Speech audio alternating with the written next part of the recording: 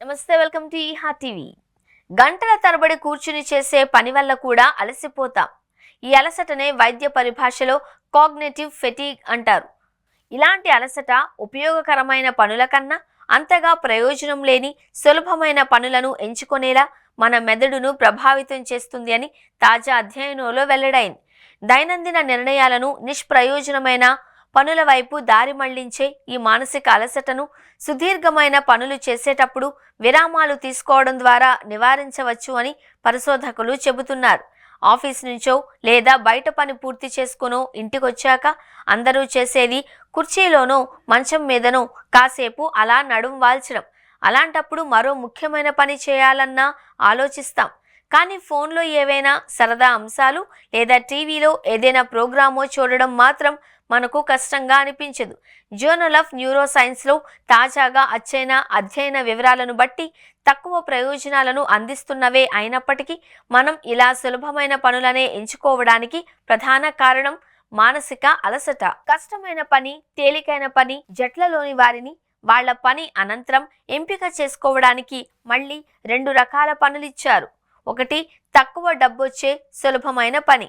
రెండు, ఎక్కువ డబ్బొచ్చే కష్టమైన పని.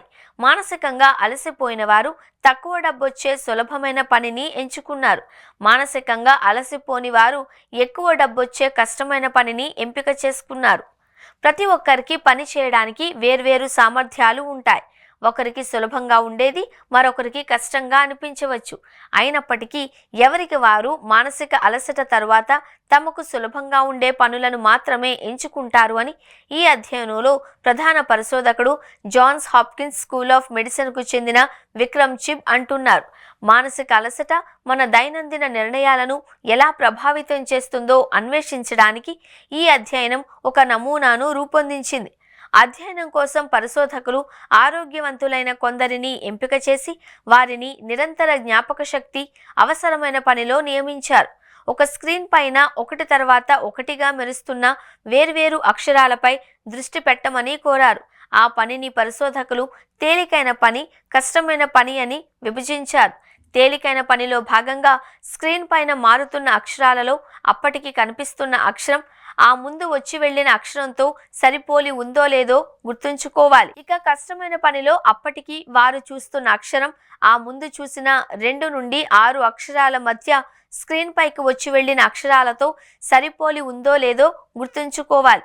ఈ ప్రయోగంలో కష్టమైన రెండో పనిని వరుసగా చేసిన వారు తాము మానసికంగా చాలా అలసిపోయినట్లు తెలిపారు.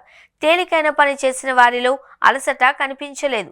అధ్యయనంలో పాల్గొన్న వారు తమ పనులను ఎంపిక చేసుకుంటూ ఉండగా పరిశోధకులు ఫంక్షనల్ మ్యాగ్నెటిక్ రెసొనెన్స్ ఇమేజింగ్ ను ఉపయోగించి వారి మెదడులోని రసాయన చర్యలను నమోదు చేశారు. శరీరంలోకి పరికరాలను చొప్పించే అవసరం లేని ఈ నాన్ ఇన్వేసివ్ టెక్నిక్తో వాళ్ళు ఒక పని చేస్తున్న సమయంలో మెదడులో చురుగ్గా ఉన్న ప్రాంతాలను గుర్తించారు.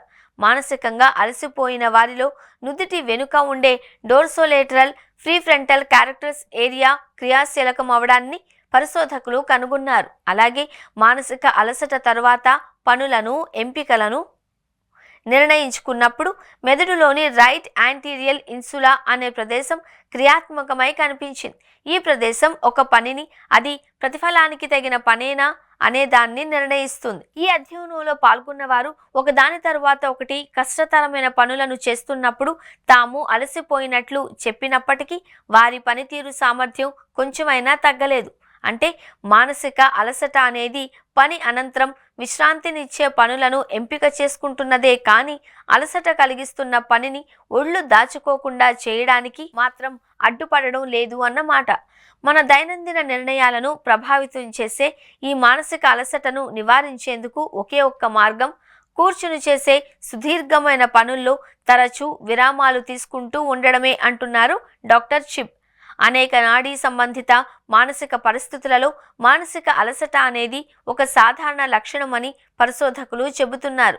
స్ట్రోక్ వచ్చిన వారిలో, multiple sclerosis, chronic fatigue syndrome, ఒత్తిడి, ఆందోళన, స్కిజోఫ్రెనియాతో బాధపడుతున్న వారిలో ఎక్కువ మానసిక అలసట ఉన్నట్లు కూడా తాజా అధ్యయనం కనుగొంది. ప్రయత్నించడం, నిర్ణయం తీసుకోవడం అనే వాటిని మెదడు ఏ విధంగా ప్రభావితం చేస్తుందో అర్థం చేసుకోవడానికి ఈ అధ్యయనం ఉపయోగపడుతుంది అని అధ్యయనవేత్తలు భావిస్తున్నారు.